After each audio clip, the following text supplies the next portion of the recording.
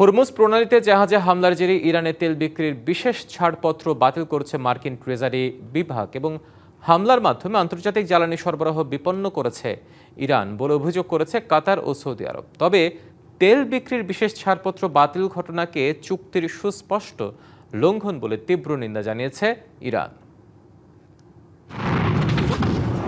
মধ্যপ্রাচ্যের আকাশে আবারও বারুদের গন্ধ।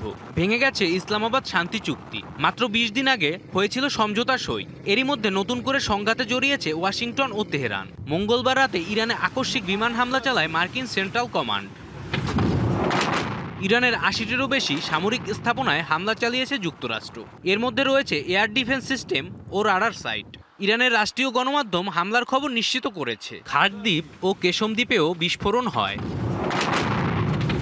হরমুজ প্রণালীতে সম্প্রতি ৩টি জাহাজে হামলার অভিযোগ ইরানের বিরুদ্ধে। এর মধ্যে কাতার ও সৌদি আরবের তেল ট্যাঙ্কারও ছিল।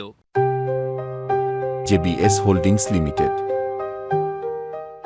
মূলত এই হামলার জেরেই যুক্তরাষ্ট্রের এই পাল্টা ব্যবস্থা। কাতার ও রিয়াদ হামলার জন্য সরাসরি ইরানকে দায়ী করেছে। তারা বলছে আন্তর্জাতিক জ্বালানি সরবরাহ বিপন্ন করা হচ্ছে। তবে তেহরান এই অভিযোগ অস্বীকার করছে।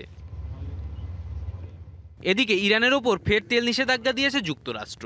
হামলার কয়েক ঘন্টা আগেই এই ঘোষণা আসে। ইরান এটিকে চুক্তির চরম লঙ্ঘন বলছে। হরমুজ প্রণালীতে মার্কিন হস্তক্ষেপ কোনোভাবেই মানবে না তারা। শীঘ্রই যুক্তরাষ্ট্রকে কঠিন জবাব দেওয়ার হুঁশিয়ারি দিয়েছে তেহরান। জয় রায়, ডিবিসি নিউজ ডেস্ক।